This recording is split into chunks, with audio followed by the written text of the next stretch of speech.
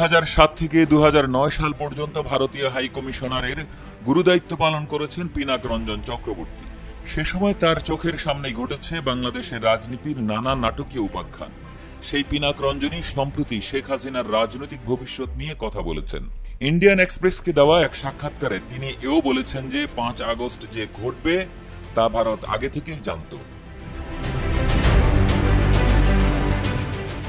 সাক্ষাৎকারে পিনাক রঞ্জন বলেন, 5 আগস্ট বাংলাদেশের এমন ঘটনা ঘটবে আমরা অবশ্যই জানতাম, কিন্তু প্রশ্ন হলো শেখ হাসিনা তার পতন সম্পর্কে অবগত ছিলেন কিনা। মনে হয় এমন ঘটনা ঘটতে পারে তিনি অনুমান করেননি।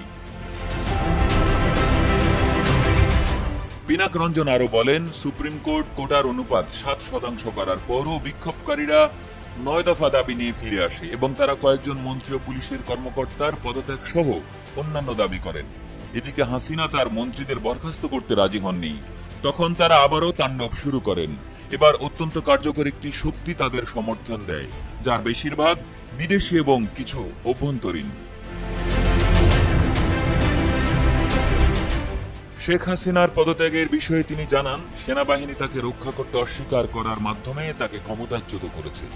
সেনাবাহিনী হাসিনাকে জানিয়ে দেয় তারা বিক্ষোভকারীদের ওপর গুলি করবে না।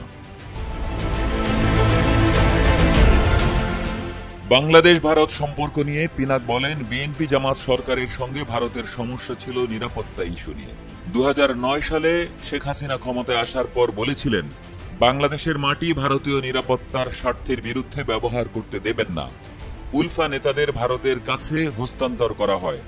সব প্রত্যাশিত কাজ তিনি করেছেন, তাই হাসিনা আমাদের কাছে অন্যতম প্রধান গুরুত্বপূর্ণ ব্যক্তি। শেখ হাসিনার রাজনৈতিক ভবিষ্যৎ ইঙ্গিত করে পিনাক রঞ্জন বলেন, আওয়ামী লীগ পুনর্গঠিত হওয়ার সম্ভাবনাকে উড়িয়ে দিতে পারে না। তারা এমন কোন দল নয় যে অদৃশ্য হয়ে যাবে। তবে শেখ হাসিনা ফিরে গেলে মামলা ও তদন্তের মুখোমুখি হতে হবে, খালেদা জিয়ার সঙ্গে যেমনটি করা হয়েছে। তাছাড়া আওয়ামী লীগ নতুন নেতা তৈরি করবে কিনা এসবই কেবল সম্ভাবনার কথা।